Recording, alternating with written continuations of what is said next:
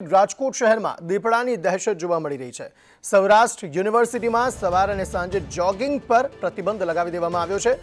Bio science ભવનની આસપાસ દીપડો દેખાયાની આશંકા છે। તેવામાં મિયાવાકી જંગલમાં દીપડો દેખાયા હોવાની આશંકા છે।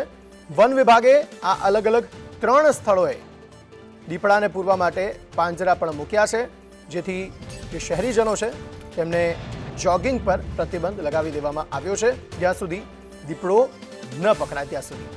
દીપડાની દહેશતને પગલે સૌરાષ્ટ્ર યુનિવર્સિટીમાં વહેલી સવારે અને સાંજે જોગિંગ પર પ્રતિબંધ લગાવી દેવામાં આવ્યો છે। મયુર સોનિયા અંગે વધુ માહિતી આપી રહ્યા છે। મયુર, ખૂબ જ ગંભીર વિષય છે। યુનિવર્સિટીની આ જે રસ્તો છે ત્યાં આગળ દીપડો દેખાયાની આશંકા છે। વન વિભાગે પાંજરા પણ મૂક્યા છે અને જોગિંગ પર પ્રતિબંધ લગાવી દેવામાં આવ્યો છે। શું છે વધુ વિગતો? અંકિત, હું તમને સીધા દ્રશ્યો બતાવવા માંગીશ। બાયોસાયન્સ ભવન તરફ જવાનો આખો આ રસ્તો છે ને બાયોસાયન્સ ભવનની બરાબર સામેની સાઈડ છે તે મિયાવાકી જંગલ આવેલું છે।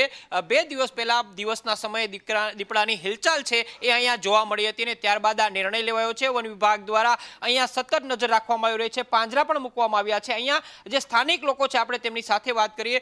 દીપડાની હિલચાલ ક્યારે જોવા મળી હતી અને અત્યારે શું અહીંયા કરવામાં આવી રહ્યું છે? તો બપોર પછી જોવા મળી હતી, પછી પિંજરું એ લોકો બપોરે મૂકી ગયા છે અને એ લોકો મૂકી ગયા છે તો અત્યારે ચાલુ છે। અત્યારે એ લોકો હજીવામાં આવ્યા નથી પાછા।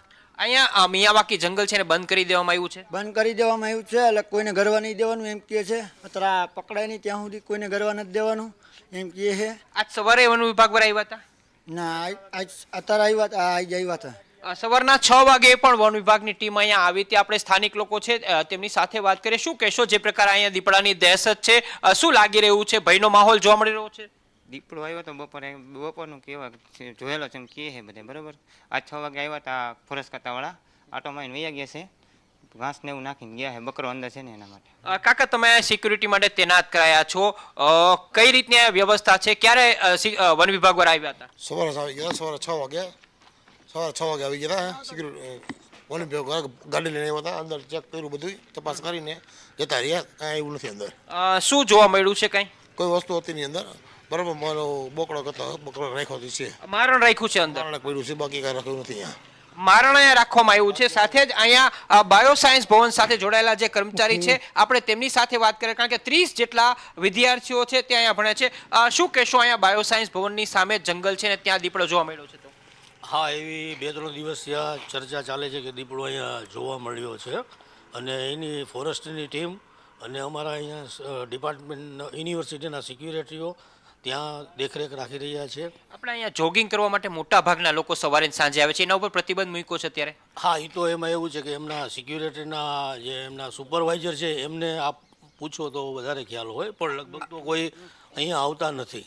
બિલકુલ, તો જે પ્રકાર અહીંયા મિયાવાકી જંગલ આવેલું છે, અહીંયા સિક્યુરિટી ગાર્ડ તૈનાત કરી દેવામાં આવ્યા છે। બાયોસાયન્સ ભવન સામે આવેલું છે, ત્યાં 30 જેટલા વિદ્યાર્થીઓ ભણે છે। વિદ્યાર્થીઓના મનની અંદર પણ ભયનો માહોલ છે, કારણ કે દિવસે દીપડાની હિલચાલ જોવા મળી હતી ને ત્યારબાદ ફોરેસ્ટ વિભાગ છે તે અહીંયા સક્રિય થયું છે। વહેલી સવારના 6 વાગે પણ ફોરેસ્ટ વિભાગ છે તેની ટીમ આવી હતી। અંદર જે પાંજરું રાખેલું છે તેની અંદરનું મારણ દીપડાએ ખાધું છે કે કેમ, દીપડાની હિલચાલ છે કે કેમ, એ તમામ બાબતે ફોરેસ્ટ વિભાગ દ્વારા અહીંયા સતત દેખરેખ રાખવામાં આવી રહી છે। રાજકોટમાં અલગ અલગ 3 જગ્યાએ પાંજરા મૂકવામાં આવ્યા છે।